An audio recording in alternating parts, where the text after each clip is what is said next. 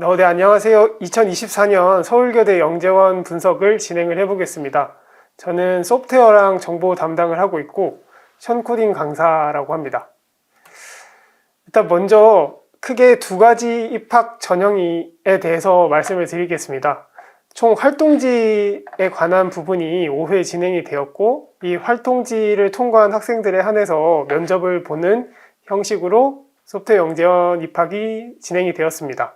단 수리정보 영재원의 경우에는 여기 보이는 활동지 대신에 시험으로 대체되어서 진행이 되었습니다. 네, 저희는 소프트웨어 영재원 활동지 부분에 대해서 먼저 자세히 분석을 해보겠습니다.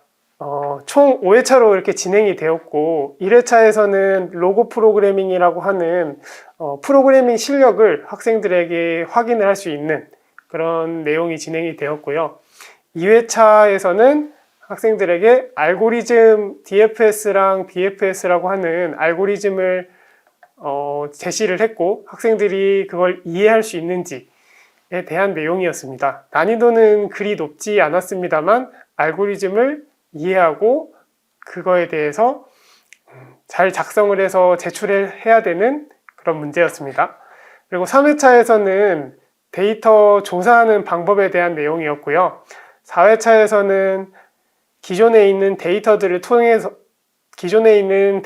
통해서 분석을 해서 이후에 있는 데이터들을 추론할 수 있는지, 그리고 이 데이터들을 잘 분석할 수 있는지에 대한 내용이었고요.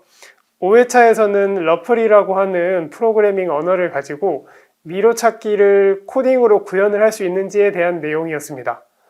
총 분석을 해보면 1회차랑 5회차는 프로그래밍에 관련된 내용이고, 2회차는 알고리즘의 이해, 3, 4회차는 데이터들을 조사하고 분석할 수 있는지에 대한 내용이었습니다. 이를 통해서 알 수 있는 게 프로그래밍 실력도 중요하지만 더불어서 알고리즘을 이해할 수 있는 능력이라든지 데이터 분석에 사용되는 수식을 분석할 수 있는 능력이라든지, 그리고 데이터 분석에서 데이터 처리를 할 수 있는 분야에 대한 이해를 요구하는 것을 확인을 할 수 있었습니다. 이를 통해서 조금 더 자세하게 분석을 해보면 서울교대 소프트웨어 영재원에서는 총 크게 3가지 주제를 가지고 이번 활동지를 진행한 것을 확인을 할 수가 있는데요. 가장 먼저 파이썬 위주의 코딩을 진행을 하고 있었습니다. 로고 프로그래밍이나 러플 프로그래밍은 파이썬을 통해서 파생되어진 어떤 툴이라고 생각을 하시면 되는데, 이 로고랑 러플을 통해서 학생들이 잘 코딩을 할 수 있는지, 그런 프로그래밍 능력에 대한 요구를 첫 번째로 한 것이고요. 두 번째는 어렵진 않지만 기본적인 알고리즘에 대한 이해가 필요하다고 생각을 하여 그런 능력을 학생들에게 요구를 하였습니다. 그래서 이번에 나왔던 DFS나 BFS는 어떤 노드를 탐색하고 그 노드가 몇 번째 만에 찾아질 수 있는지에 대한 내용을 요구하는 그런 알고리즘인데, 이런 부분은 기초적인 알고리즘이긴 합니다. 하지만 향후에는 어떤 알고리즘이 나올지 모르기 때문에 추가적인 알고리즘에 대한 이해가 있으면 충분히 소프트웨어 영재원 준비에 도움이 된다고 생각을 하고요.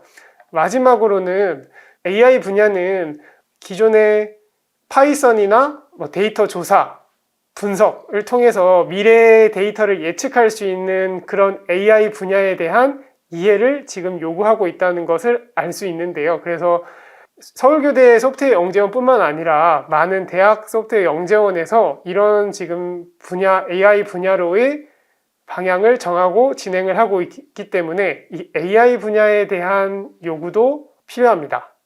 그리고 활동지뿐만 아니라 면접 준비도 학원에서 같이 진행을 했는데요. 크게 인적성 부분을 같이 대비를 했고, 활동지의 질이나 혹은 활동지 내부에서 나올 수 있는 심화 문제들에 대한 대비를 진행을 하였습니다. 인성 문제로는 대표적으로 자기소개나 장단점 등등을 들 수 있고요. 활동지에서는 실제로 학생이 활동지에 있는 내용을 자기 스스로 구현을 했는지, 구현을 했다면 이 관점이 아닌 혹시 다른 관점에서는 어떻게 진행할 수 있는지에 대한 내용들을 학생들이랑 같이 준비를 했었고, 그 결과 저희는 소프트웨어 영재원 입시를 보면 수리정보랑 소프트웨어 분야에서는 총 11명이 영재원의 면접을 준비를 했었는데 그 중에서 10명이 합격할 수 있었습니다. 그래서 2025년에는 어떻게 준비를 하면 될지에 대한 내용을 한번 진행을 해보겠습니다. 총 3단계로 구성을 하였는데요. 첫 번째 단계는 꼭 해야 되는 것은 아니지만 2단계를 위해서 혹은 2단계에서 배우는 내용, 2, 3단계에서 배우는 내용을 조금 더 잘 이해하기 위해서 필요한 부분인데요. 컴퓨터공학의 기초라고 하지만 정보 과목에 해당되는 내용입니다. 이진수나 십진수, 컴퓨터 이론, 순서도나 AI의 기초 이런 내용들을 같이 공부를 해보고 향후에 프로그래밍 언어를 더 잘하게 됐을 때 이런 부분을 조금 더 활용할 수 있게 구성을 했고요.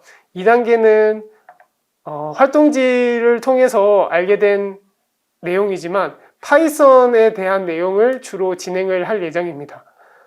그리고 이 프로그래밍 언어의 기초에 대해서 어느 정도 진행이 된다면 이후에는 프로그래밍 언어 심화라는 과정을 따로 만들어서 학생들이 주제별, 함수, 반복문, 조건문과 같은 주제별로 문제풀이를 할 수 있는 시간을 만들 것이고, 그리고 알고리즘의 기본에 대해서 한번 같이 배워볼 수 있도록 진행을 하겠습니다. 각각에 대한 과정의 상세 부분인데요.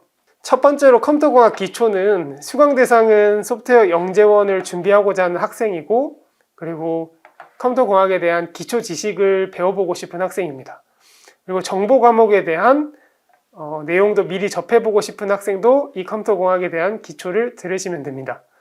수업 과정은 앞서 말씀드린 것처럼 이진수나 십진수, 순서도나 컴퓨터 이론 등을 공부할 예정이고요. 이런 컴퓨터 기초에 대한 내용을 토대로 소프트웨어 영재원에서 나올 수 있는 또는 정보 영재원에서 나올 수 있는 문제들에 충분히 대비를 할 수 있도록 구성할 예정입니다. 네, 두 번째인 프로그래밍 언어의 기초는 파이썬을 배운 적이 없거나 혹은 배웠는데 아직 익숙하지 않은 학생들을 대상으로 진행을 할 예정이고, 프로그래밍의 수업 과정은 우리가 익히 알고 있는 그 순서대로 자료형이나 변수상수, 조건문, 반복문, 함수와 같이 가장 프로그래밍 언어에서 기초적인 부분에 대해서 진행을 할 예정입니다. 앞선 기초적인 내용이 완성이 된다면 이제 프로그래밍 언어 심화로 수강을 하시면 되는데요. 수강 대상은 프로그래밍 기초를 수강을 했거나 혹은 파이썬이나 또 다른 언어, C 언어나 자바 등을 배운 적 있는 학생들을 대상으로 진행할 예정입니다. 대체로 파이썬으로 진행이 될 예정이지만 C 언어나 다른 언어를 배우셨어도 충분히 수강을 할 수 있도록 구성을 할 예정이고요. 수업 진행은 알고리즘 기초에 대한 내용도 같이 볼 것이며 프로그래머스나 백준 등과 같은 코딩 알고리즘 문제들이 많은 사이트들을 활용을 해서 학생들이 이 사이트에서 충분히 재미를 느끼고 코딩 문제들을 풀면서 실력을 올릴 수 있도록 진행을 할 예정입니다. 네, 감사합니다. 여기까지 대치 MSG 영재교육에서 소프트웨어 담당을 맡고 있는 형코딩 강사였습니다.